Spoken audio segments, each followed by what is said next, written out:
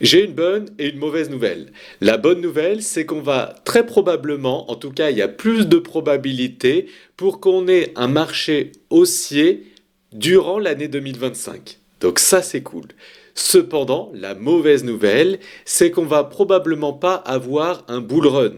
La différence, c'est qu'un marché haussier, c'est un marché qui monte de manière saine, un peu lente, mais saine, et un bull run, eh bien, c'est une augmentation en parabole, donc verticale de la hausse, et après il y a l'explosion de la bulle, et il y a un marché baissier d'ampleur. Donc du coup, je pense qu'on va avoir un bull market, mais pas de bull run, et je vais vous expliquer pourquoi dans cette vidéo, et aussi je vous dirai eh bien, quelle est la limite du bear market. À quel niveau eh bien, on peut officialiser qu'on est dans un bear market, et à quel niveau on peut officialiser qu'on va rester dans ce bull market durant cette année 2025 et pas forcément dans le bull run. Vous l'avez compris, on va analyser dans cette vidéo la macroéconomie, les données géopolitiques, économiques actuelles. Je vais faire une analyse du Bitcoin, des crypto-monnaies comme d'habitude. Mais avant ça, je vous invite à vous abonner si ce n'est pas déjà fait. Et puis, pour information, si vous souhaitez connaître mes stratégies d'investisseur que j'ai détaillées dans une vidéo gratuite qui me permet de générer un revenu chaque mois grâce aux crypto-monnaies, eh bien je peux vous l'offrir gratuitement. Pour y accéder, c'est simple, cliquez sur le bouton en haut à droite de cette vidéo, cliquez sur le lien qui se trouve sous cette vidéo, inscrivez-vous et je vous enverrai tout ceci par email gratuitement. Allez, c'est parti. Commençons par les actualités qui sont très importantes et qui commencent dès ce soir à 19h30 heure de Paris. Comme vous le savez peut-être, notre Jérôme Powell, directeur de la Réserve fédérale américaine, va faire un discours ce soir lors d'une conférence. Et bon, comme vous le savez, il va très probablement laisser les taux au niveau actuel. Donc ça, c'est pas génial pour les cryptos parce que les taux doivent baisser pour qu'il y ait plus de monnaie en circulation et pour que les actifs risqués comme les crypto-monnaies puissent monter. Mais bon, ça, c'est déjà pricé, cette mauvaise nouvelle, depuis décembre. Donc c'est pour ça que les crypto-monnaies chutent depuis ce moment-là. Mais il y a une autre chose aussi très importante, c'est qu'il va mettre à jour les perspectives économiques de l'année 2025 et 2026. Et la dernière fois qu'il a fait cette mise à jour des perspectives économiques, c'était en décembre, et quand il a donné ses perspectives assez négatives pour l'année 2025 surtout, eh bien c'est ce qui a fait cracher les cryptos depuis. C'est depuis ce moment-là que les cryptos chutent.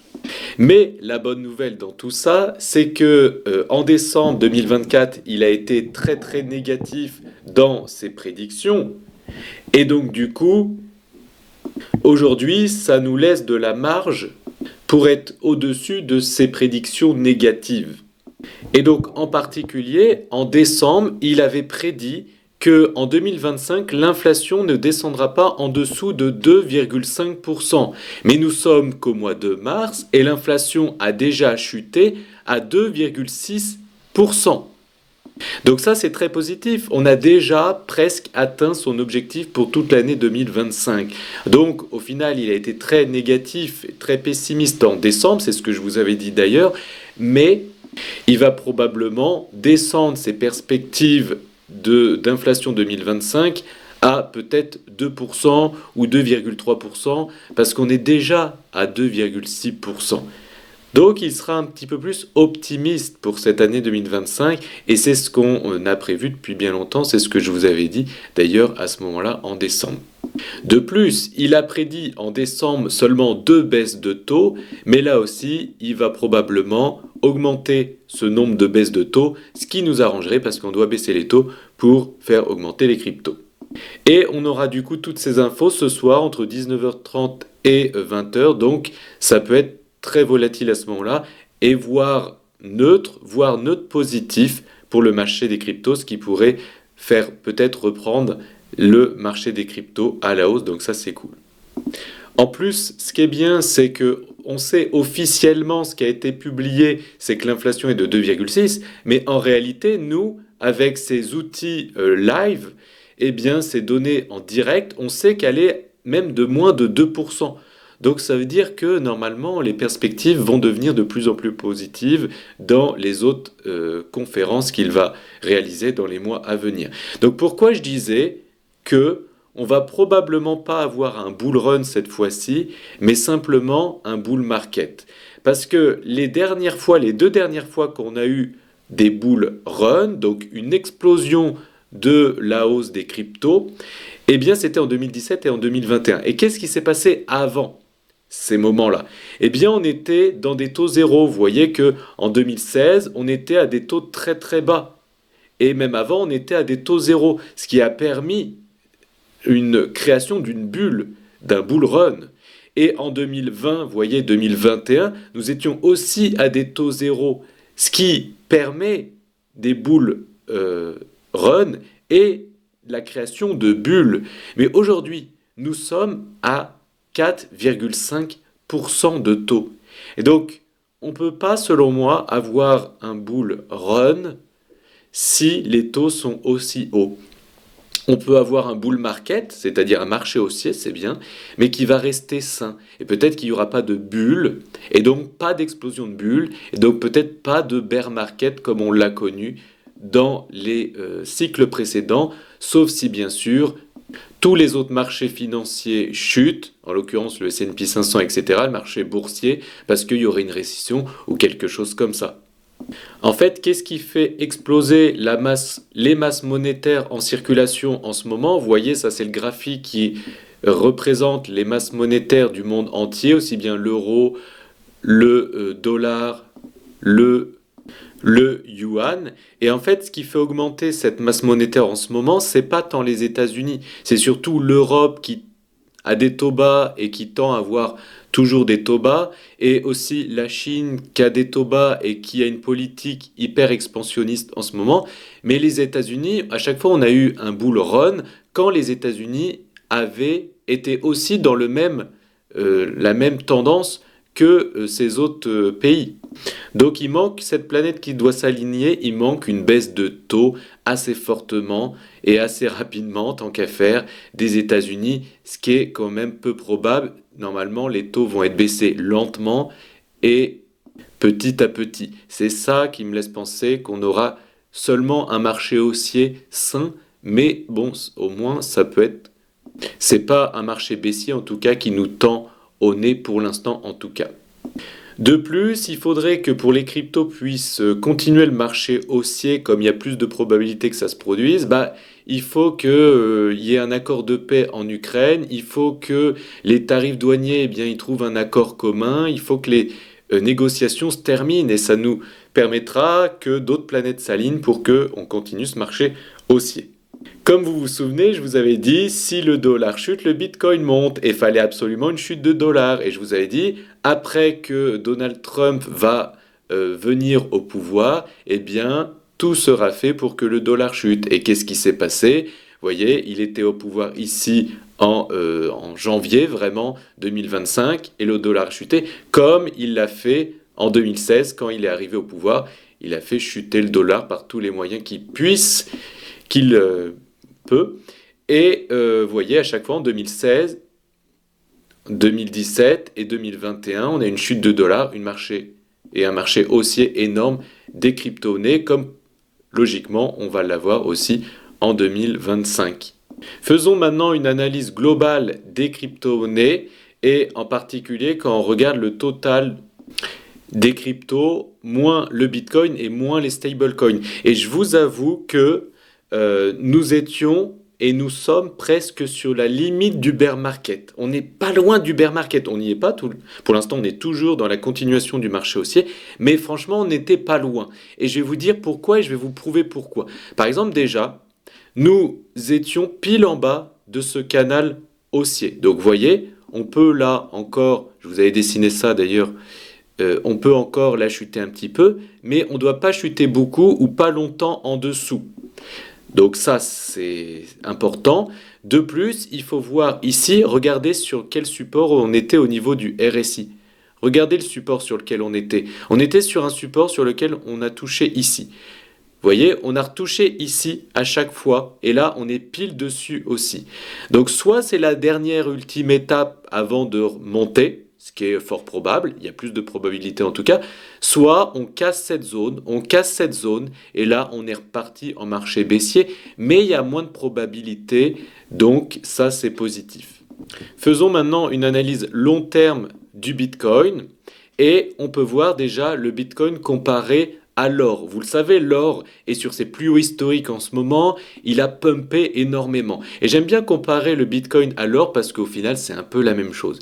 Et regardez comment c'est hyper intéressant. Le Bitcoin comparé à l'or a créé une tendance haussière noire ici, vous voyez, avec plusieurs points de contact, 1, 2, 3, et nous sommes pile dessus. Et là aussi, on est vraiment à la limite entre le Bitcoin qui doit absolument surperformer l'or pour pas passer en dessous et pour peut-être que des personnes vendent un peu d'or pour acheter un petit peu de Bitcoin. Pareil, nous sommes à la croisée des mondes quand on compare le Bitcoin au VIX, à l'indice de la peur. Vous voyez, on a une tendance haussière qui tient depuis mars 2020, ça fait 5 ans maintenant, vous voyez, avec plusieurs points de contact, 1, 2, 3, 4, 5, 6, et là nous sommes en train de rebondir dessus, nous étions vraiment au plus bas possible, et souvenez-vous, je vous avais dit que ce point-là, ça sera sûrement le plus haut de la dominance du Bitcoin, et ensuite nous allons partir en altcoin season.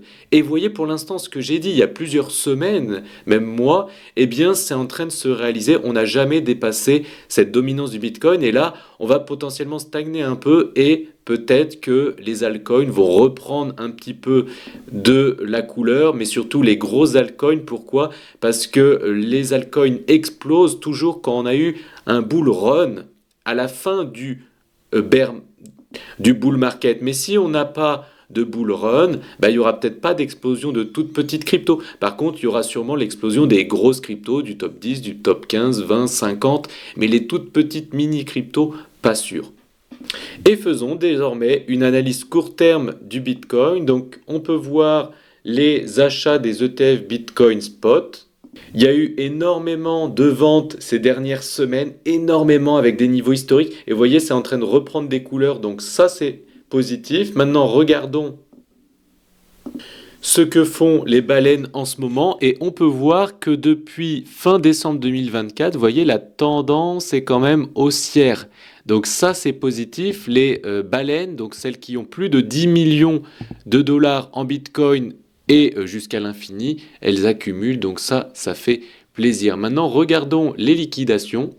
On peut voir qu'il y a une target qui est à liquider et que nous sommes très proches. C'est ici les 85 000 dollars. Là, il y a pas mal d'argent. On peut voir, c'est la zone où il y a le plus d'argent à aller chercher pour liquider les shorters.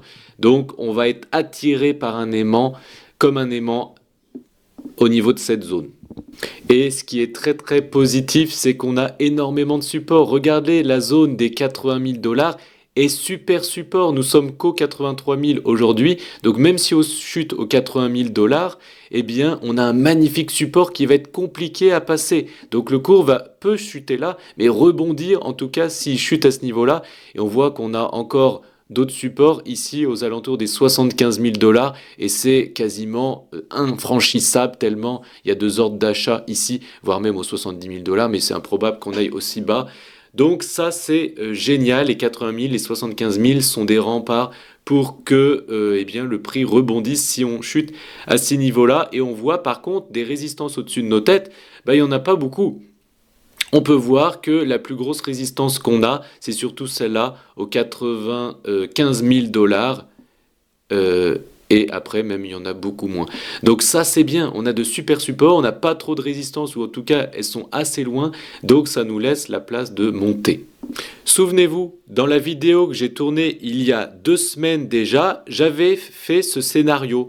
Nous étions à 93 000 dollars, même 94 000 dollars, et j'avais dit qu'on pouvait tomber dans cette zone de convergence entre plusieurs supports, entre la zone verte et la zone bleue. Et regardez bien, qu'est-ce qu'on a fait? Eh bien, on a fait exactement ça. Nous sommes retournés dans la zone de convergence entre la zone verte et la zone bleue. nous sommes pile tombés dans le rond que j'avais dessiné sur cette vidéo. Donc maintenant, suite à mon analyse, quel est mon scénario? Eh bien, dans le pire des scénarios, on pourrait chuter aux 80 000 $, voire aux 75 000 $, parce qu'on a vu qu'il y a des supports, et ensuite, tranquillement, continuer notre hausse, notre marché haussier, notre bull market. Et ce qui fait la différence entre nous sommes officiellement dans un marché baissier et nous restons officiellement dans un marché haussier, c'est les fameux 75 000 $. Pourquoi? Parce qu'en fait, si on chute aux 75 000 $, eh bien, on aura fait une chute de 31-32%, comme on l'a fait ici en 2024. Et en fait, le Bitcoin, quand il fait une chute de 30% ou plus et qu'il reste plus de 7 jours, eh bien, on est dans un bear market. Donc ici, ça serait le bear market. Et ici, on continue le bull market. Ensuite, ce qui est très positif, c'est qu'on n'était pas loin de la croisée des mondes vers le bear market. Parce que regardez en RSI, en weekly, on peut voir qu'on était sur, là aussi, des super supports sur lesquels on est venu support ici en 2023. On est venu aussi se poser sur ce support en 2024 et on est revenu se poser sur ce support en 2025. Donc, faut pas casser les 80 000, 75 000 durablement, surtout les 75 000 durablement, parce que c'est vraiment la fin, ça serait vraiment le bear market. Et on peut le voir aussi au niveau de cette moyenne mobile 50 périodes. Elle a été support ici, elle a été support ici, et là nous sommes pile en dessous. Donc vous voyez, elle est aux alentours des 75 000 $, donc il ne faut vraiment pas passer durablement sous ces 75 000 $. Mais pour l'instant, nous sommes toujours dans une marge durant la hausse, toujours dans un marché haussier, officiellement. Si vous souhaitez que j'analyse certaines crypto-monnaies, partagez-les-moi sous cette vidéo. Et pour rappel, si vous souhaitez accéder à cette vidéo dans laquelle je partage ma stratégie d'investissement, eh bien, vous avez le lien sous cette vidéo. Abonnez-vous pour ne plus louper mes vidéos. À très bientôt dans une prochaine vidéo, j'espère. Ciao!